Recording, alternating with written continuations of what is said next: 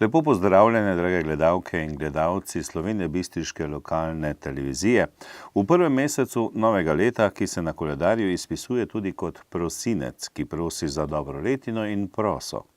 Januar je bil namreč lačen mesec, proso pa je nekoč predstavljalo simbol blaginje. Eden od vremenskih pregovorov pa pravi, da če je v prosincu zelena dolina, slabo se bo redila živina. Januar pa je tudi mesec obletnic, spominskih slovesnosti in načrtovanj za prihodnost. O tem pa bo tekla tudi beseda v prvi informativni oddaji novega leta, zato ste vabljeni k ogledu. V rubriki Aktualno o odličnih poslovnih rezultatih družbe Impol in drugih poslovnih dogodkih. V Slovenski Bistrici in pri Treh žebljih na Pohorju spominski slovesnosti ob 73. obletnici padca legendarnega pohorskega bataljona.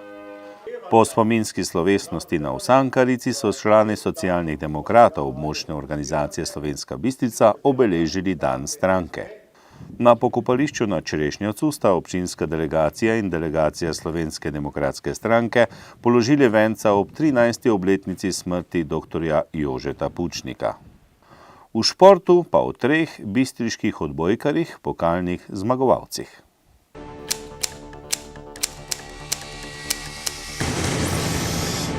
Aktualno temo tokrat namenjamo pogovoru z Edvardom Slačkom, glavnim izvršnim direktorjem družbe Impol. Med drugim je spregovoril tudi o odličnih poslovnih rezultatih preteklega leta, znano pa je tudi, da se Impol že nekaj časa uvršča tik za paradnimi konji slovenskega izvoza, kot so Krka, Revoz Gorenje in Lek. Z njim se je pogovarjal Drago Čoš, direktor javnega zavoda za KTV in informiranje Slovenska Bistrica in odgovorni urednik. Skupina Impol je danes uspešen poslovni sistem. To po vseh kazalcih kaže tudi rekordno lansko leto, pa tudi sicer se že nekaj časa po doseženem izvozu uvrščate tik za paradnimi konji slovenske ekonomije, Lekom, Revozom, Gorenjem. Ja, res je, Impol že kar nekaj let zaseda nekje 6. mesto na lestvici največjih slovenskih izvoznikov. Vedeti je treba, da je predelava aluminija kapitalsko zelo intenzivna panoga, ki zahteva velika vlaganja in seveda v temu primeru tudi potem velik obseg proizvodnje za doseganje dobrih rezultatov. Slovenski trg je relativno majhen, predstavlja manj kot 5% celotne naše prodaje, ki je v lanskem letu znašala 190.000 članov. Vsi ti rezultati, vsi ti uspehi seveda niso od včeraj, so plod in pa rezultat znanja, dolgoletnih izkušenj in pa seveda ustreznega kombiniranja vseh poslovnih resursov. Tu pa seveda gre posebej poudariti te pravočasne investicijske cikle. Mislim, da grejo ti zneski v zadnjih 10 letih kar v nekaj 100 milijonov evrov. Res je, v obdobju od leta 2005 do 2015 smo investirali 400 milijonov evrov v novo opremo, nove procese, s ciljem zagotavljanja večje konkurenčnosti in pa tudi obsega proizvodnje in prodaje. Pri tem velja poudariti, da brez nenehnih vlaganj in posodabljanj procesov praktično ne moreš biti konkurenčen. V letu 2002 je bila sprejeta poslovna odločitev o nakupu srbskega Sevala. V določenem obdobju po vstopu, po lastniškem vstopu in pa po realiziranih investicijah se je proizvodnja v tem podjetju praktično potrojila ob istočasno občutnem zmanjšanju števila zaposlenih. Da. Leta 2002 je Impol kupil 70% delež takrat valjaonice aluminijuma Seval, ki se od takrat imenuje Impol Seval. Proizvodnja je v letu 2002 znašala 12.000 ton, v lanskem letu je bila dosežena proizvodnja 60.000 ton, kar pomeni 5-krat več kot v samem začetku. Seveda to ni bilo zastonj. Mi smo v tem času vložili preko 70 milijonov evrov v posodobitev opreme, v novo opremo, v livarni, zgradili novo linijo za barvanje trakov in se danes posluje zelo dobro z dobičkom. Poglejte, trg aluminija je eden najhitreje rastočih sektorjev na področju primarnih materialov, ki ga pa seveda v dobršni meri usmerja tudi avtomobilska industrija. Da. Danes praktično ni izdelka, ki ne bi vseboval vsaj nekaj aluminija. Povezano z obremenjevanjem okolja, z zmanjševanjem porabe energije, je avtomobilska industrija začela z intenzivno vgradnjo aluminija v avtomobile in skladno s tem tudi Impol torej je uspel na področju programa proizvodnje stiskanih palic za kovanje in danes je Impol vodilni proizvajalec teh izdelkov v Evropi. Cilj seveda je zmanjšanje porabe energije, na eni strani, na drugi strani seveda obremenjevanje okolja, tako z temi izpušnimi plini in pa trdimi delci. Večji del izvoza Impola gre seveda na trge Evropske unije, ampak v zadnjem času se že v bistvu pojavljajo obrisi nove gospodarske ureditve sveta z hitro rastočimi trgi, kot so Brazilija, Indija, Rusija, Kitajska, v zadnjem času tudi Indonezija. Da, res je, Impol pretežni del svoje proizvodnje in izdelkov izvozi v države Evropske unije. Vendar pa moramo reči, da smo nenehno prisotni od Avstralije preko Azije do Severne in Južne Amerike, tako da držimo kontakt dejansko z vsemi trgi na tej zemeljski krogli.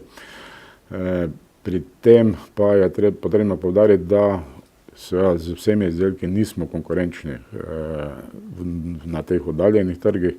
Eden od problemov so visoki stroški transporta, tako da se torej usmerjamo na te trge izdelke z višjo dodano vrednostjo, kjer smo konkurenčni.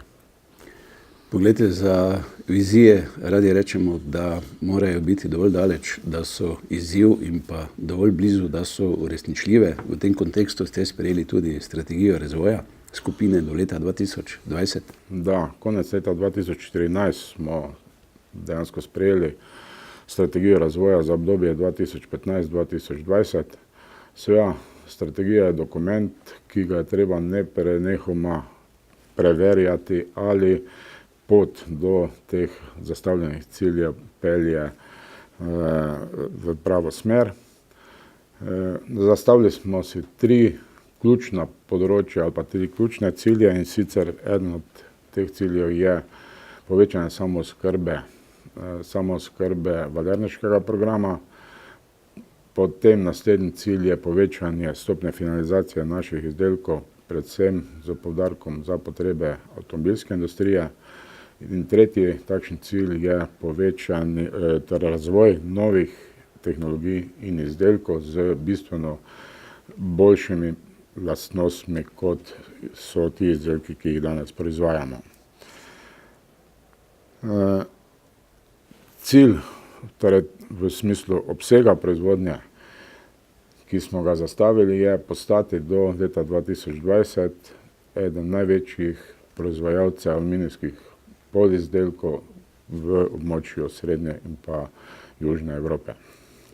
Povejva še nekaj o trajnostnem razvoju, okoljski oziroma ekološki osveščenosti, družbeni odgovornosti in pa seveda tistemu, kar je za to lokalno okolje še posebej pomembno, se pravi vpetosti Impola v to domač sektor oziroma domače okolje. Da.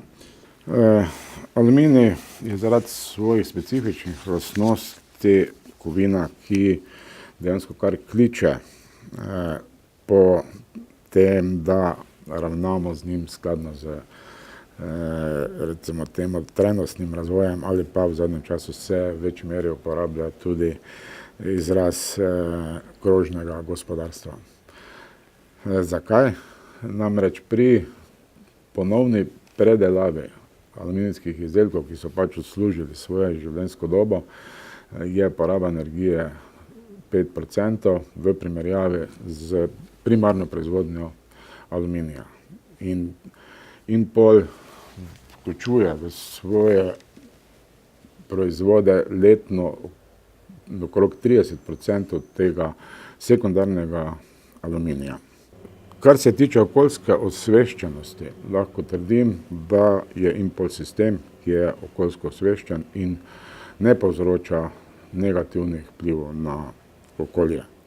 Zgolj za ilustracijo, recimo podatek, mi smo porabo tehnološke vode od leta 2000, ko je znašala 23 kubičnih metrov na tono proizvoda, zmanjšali v letu 2015 na 1 kubični meter na tono proizvoda. In v bistvu ta poraba danes tehnološke vode pomeni zgolj nadomeščanje izgub, ki nastanejo z izparevanjem. Vpetost Impola v lokalno okolje se izkazuje na večjih področjih. Lahko naštejemo sledeče.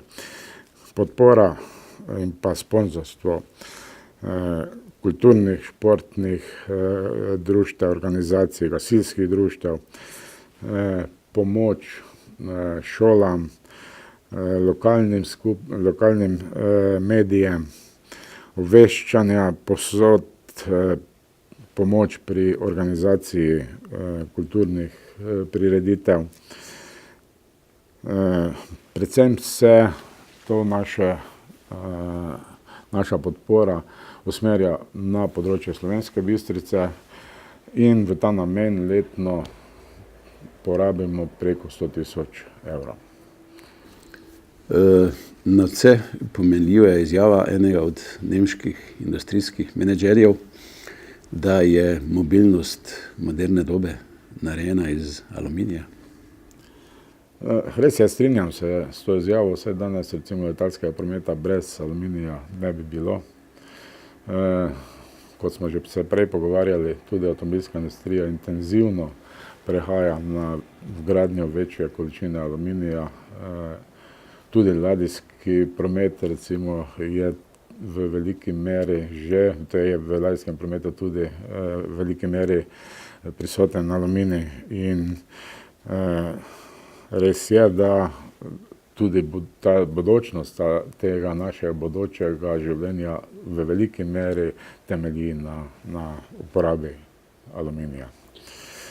Predvsem so to njegove tiste pozitivne lastnosti, kjer pri visokih uporabnostnih lastnostih uspemo z njim zmanjševati in porabo energije in posledično seveda preko tega tudi vpliva na okolje. Gospod Slaček, ob koncu mogoče malce za šalo, malce zares še tole. Kaj vi osebno menite, bomo v prihodnje oblečeni tudi v aluminij? Ja, danes že obstojijo določena specialna oblačila, v katere je aluminij že vgrajen. To so posebna zaščitne obleke recimo za zmanjševanje toplotnih obremenitev oziroma preprečevanje. Ali nam bo ta bodoči razvoj in obremenjevanje okolja posledično res prinese to, kar nam ekologi napovedujejo, morda se zna zgoditi tudi, da bomo v vsakdanjih oblačilih imeli vgrajen aluminij.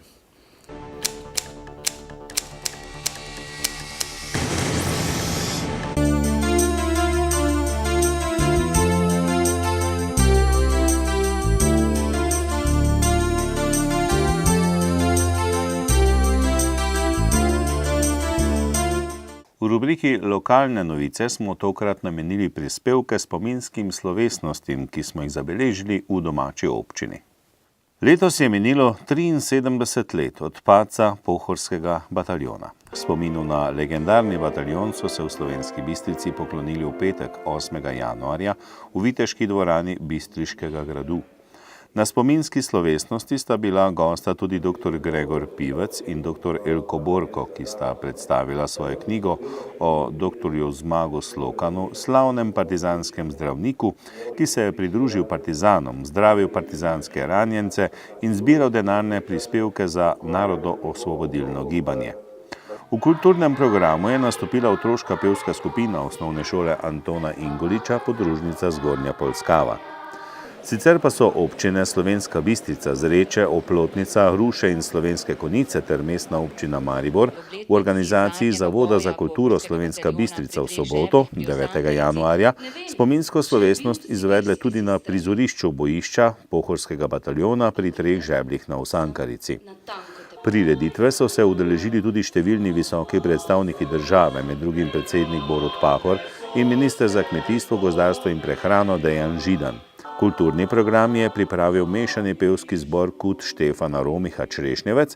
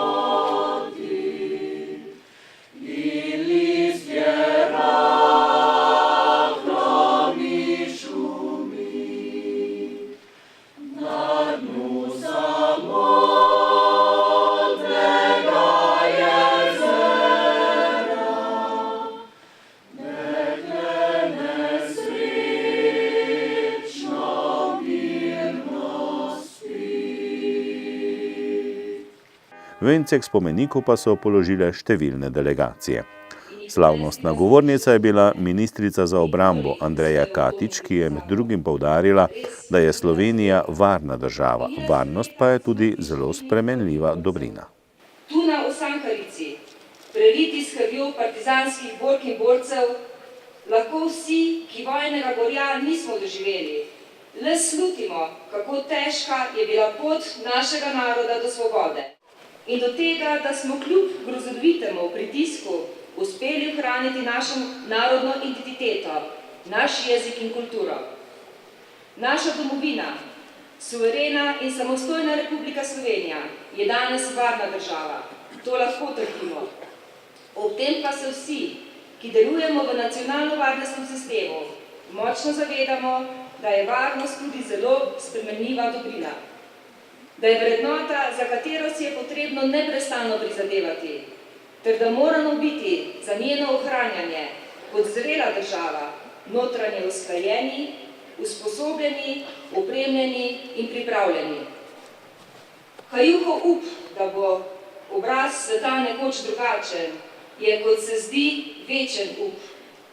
Grozote prve in druge svetovne vojne, katere konca naš pesnik ni dočakal, so opustošile svet in človeštvo. Mednarodna skupnost je v doseganje miru in boljšega, složnejšega sveta vložila ogromno naporov.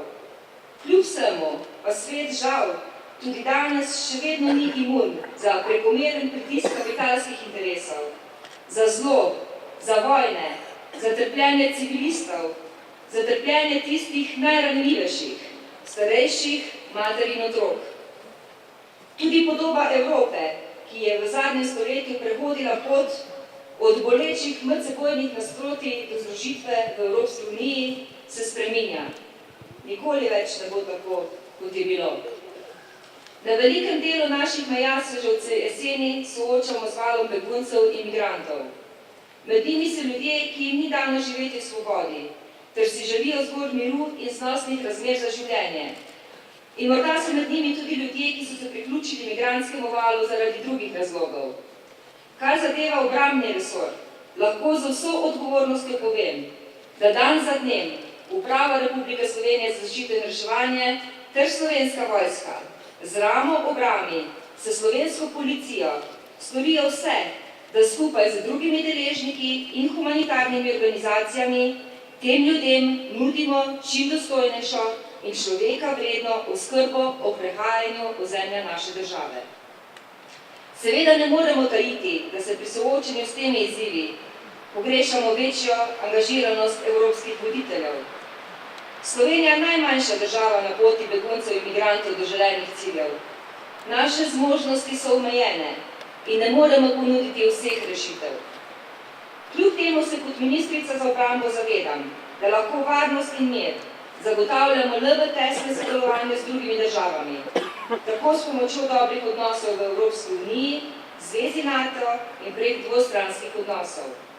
Seveda pa je nujno, da se v prvi vrsti zanašamo na lastne sile, da prezaupamo svoji presoji, še posebej, ko gre za uresničevanje naših lastnih interesov.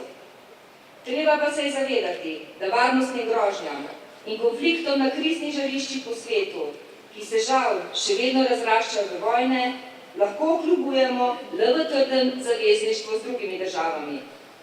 Tudi partizanke in partizani ste se zavedali potrebe po sodelovanju s svobodoljubnimi zavezniškimi narodi, ki so se prav tako ostro uprli nacizmu in fašizmu. Zavezniki so priznali legitimnost našemu narodno-osvobodilnemu boju. Borke in borci pa ste s tem odnosom tudi ustvarjali dragoceno podlago za diplomatske odnose za čas po koncu vojne. Danes smo v zadregi. Svet še ni drugačen, oziroma tak, kot bi si ga želeli. Tudi zato pa ne moremo in ne smemo biti v nikakršni dilemi, ali je pravi čas za domoljubje in za samozavest. Zato je vedno pravi čas.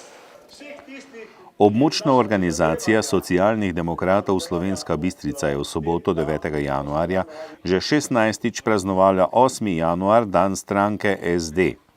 Prireditev je nastala kot revolt na odločitev občine Slovenska Bistrica, ko je novembra 1997, dan posvečen poslednjemu boju legendarnega pohorskega bataljona, ukinila kot svoj občinski praznik.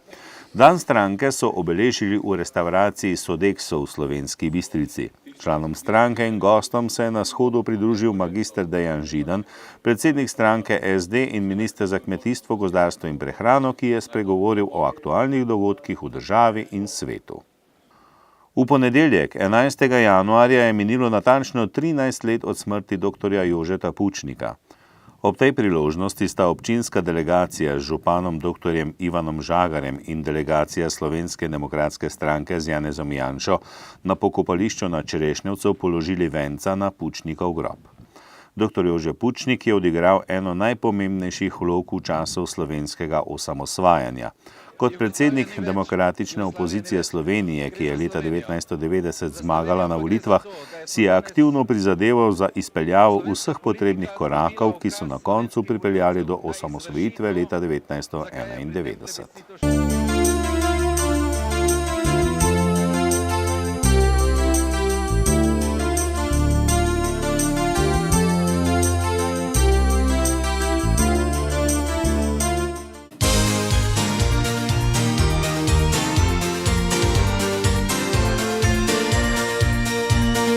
Ja, lep pozdrav vsem ljubiteljem športa, posebej pa v tem trenutku ljubiteljem odbojke. Trije Bistričani, Tonček Štern, Žiga Štern in Matic Videčnik so torej bogatejši za pokalno lovoriko Slovenije v odbojki. Skupaj z ekipo Kamnika so si preigrali torej ta laskavi naslov. Mi pa poglejmo, kaj si pokalni zmagovalci, torej trije fantje iz Slovenske Bistrice, povedali po tem velikem uspehu. Žiga, najprej v uvodu tega najnega pogovora, torej čestitke, včeraj vam je z ekipo torej Karcit Kamnika uspel veliki met, torej postali ste pokalni prvaki Slovenije v odbojki, fantastična tekma torej proti ACH Voliju in odlična tvoja igra. Torej, kakšen je torej komentar tega naslova? Ja, že od samega začetka smo vedeli, da je ACH premagljiva ekipa, niso toliko suvereni kot v zadnjih letih, tako da z nekim pravim pristopom nam je končno uspelo. Zdaj že, ne vem, 15 let se je čakalo na to lovoriko in mislim, da smo zasluženo osvojili naslov.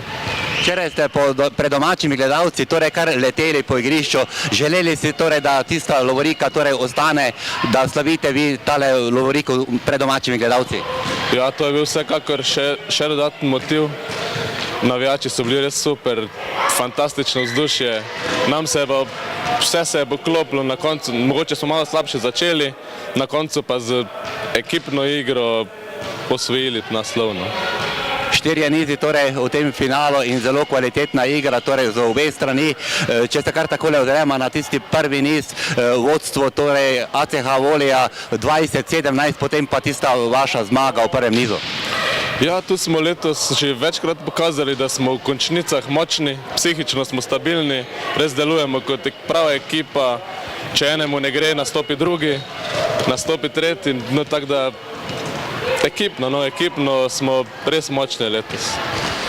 Vsi komentarji torej in tudi komentar na sami tekmi brata Štern torej letita po igrišču, torej nosilca igre Kalcita in to se je pokazalo tudi v tistem potem tretjem in tistem četrtem odločilnem nizu, ki ste ga dobili. Ja, pač tako se je poklopilo, na koncu sem bil jaz najboljši, na koncu s točkami, eno drugo tekmo bo, ne vem, en drug raztural. Pač ekipna zmaga, ni težko igrati, če zmaguješ, sploh ne s tako podporo, pa še manj. Poglej, verjetno je tale tekma pokazala, da se nekako slovenska odbojka tudi dviguje, tudi tisti ligaško tekmovanje bo sedaj še kvalitetnejše, še bolj zanimivo za naslov državnega prvaka. ACH se bo vsekakor nekako drugače sedaj obnašal v tistem domačem finalu ligaškega dela. Ja, vsekakor bo na ACH nek dodaten pritisk. Glede na to, da niso osvojili pokalnega naslova, bojo vse moči preusmerili v državni naslov. Tam pa moramo spet pokazati tisto svojo pravo igro, pa da nam uspe še to, zakaj pa ne. Tebe veseli tudi tole dejstvo, da v Kamniku, torej Kalcito, igrate torej brat Tonček in tudi Videčnik, torej trije nekako Štajerci ste v tem kamniškem sedlu.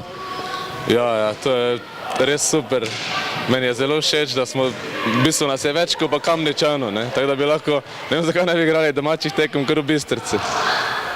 Morda še beseda dve o tistem lanskem uspehu slovenske odbojkarske reprezentance, drugo mesto na evropskem prvenstvu in sedaj nekako tudi slovenska odbojka čaka na tiste igralce, ki boste prihajali tudi v Zara, da boste nekako ta renome slovenske odbojke držali tudi v Evropi in svetu.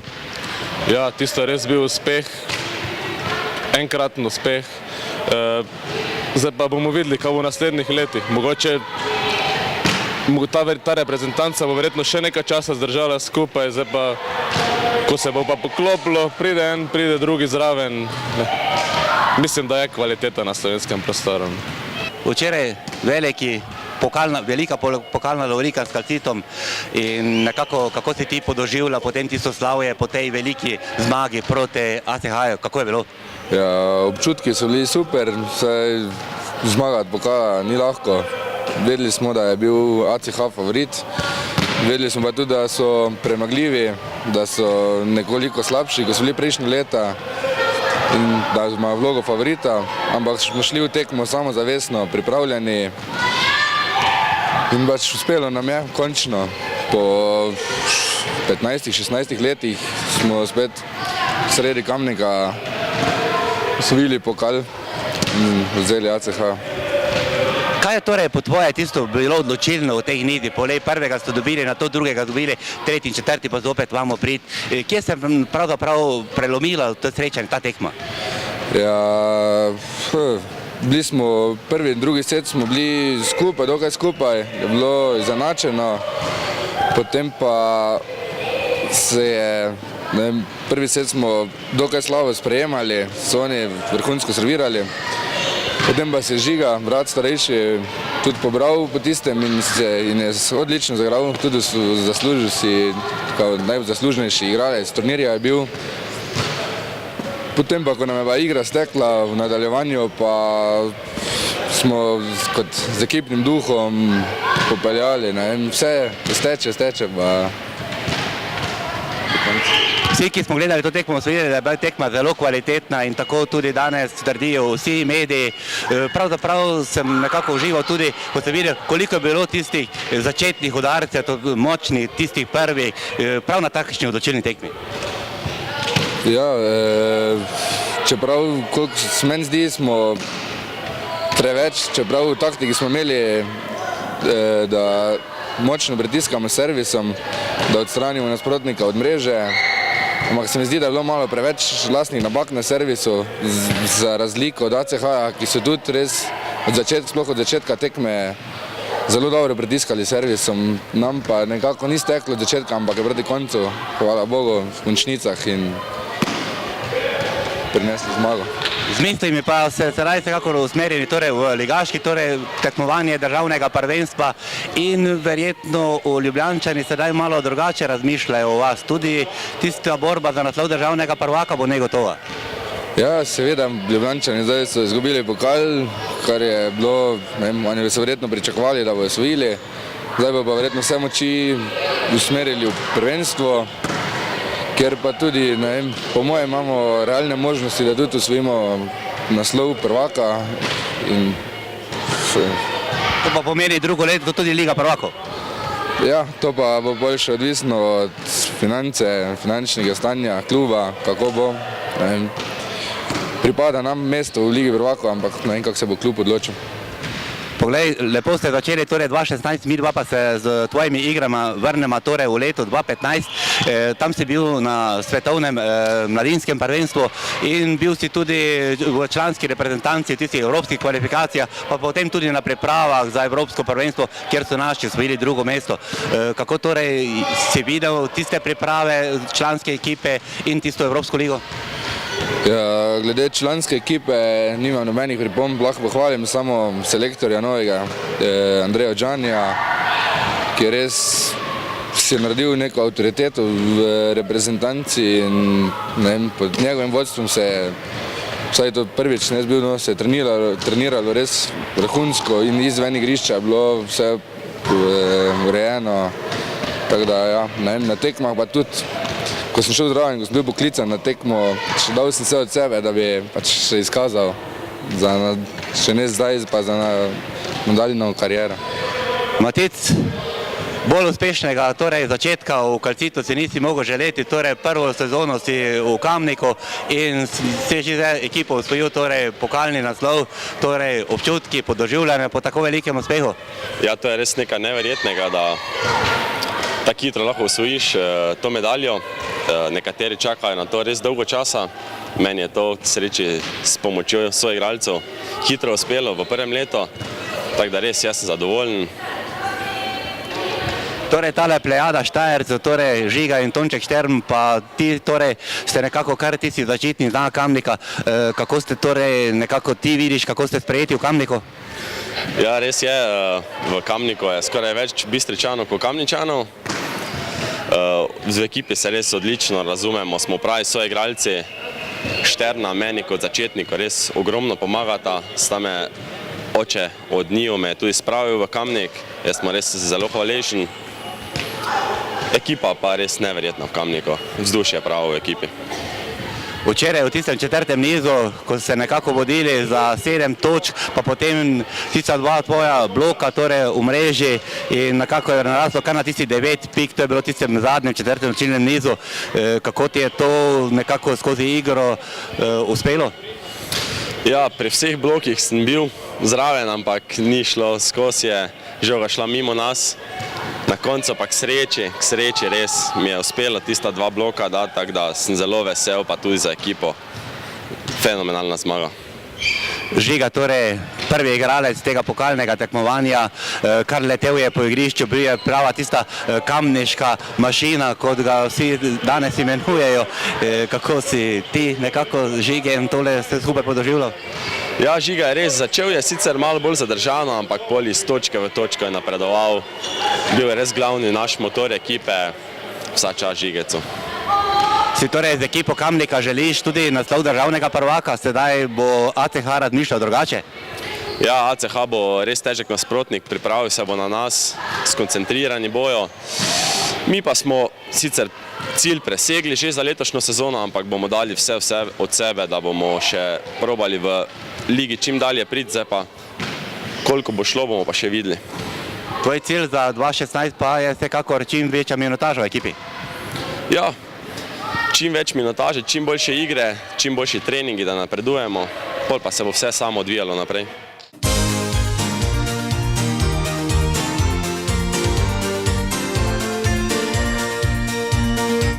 Spoštovani, informativni del oddaje iz Studia Bistrica se je končal. V nadaljevanju pa vas vabimo, da si ogledate arhivski posnetek ene od pogovornih oddaj Veznega člena, kjer je Ivana Leskovar, direktorica vrtca Otona Župančiča Slovenska Bistrica, gostila Blaža Gregoriča, direktorja bistriške komunale.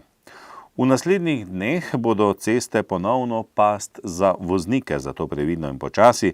Vso pozornost namenite dogajanju v prometu, če ste se odpravili na pot. Priljubljeno telefoniranje, ki je žal postalo sestavni del vožnje, pa naj počaka, dokler ne ustavite svojega železnega konjička. Pa srečno do prihodnjič.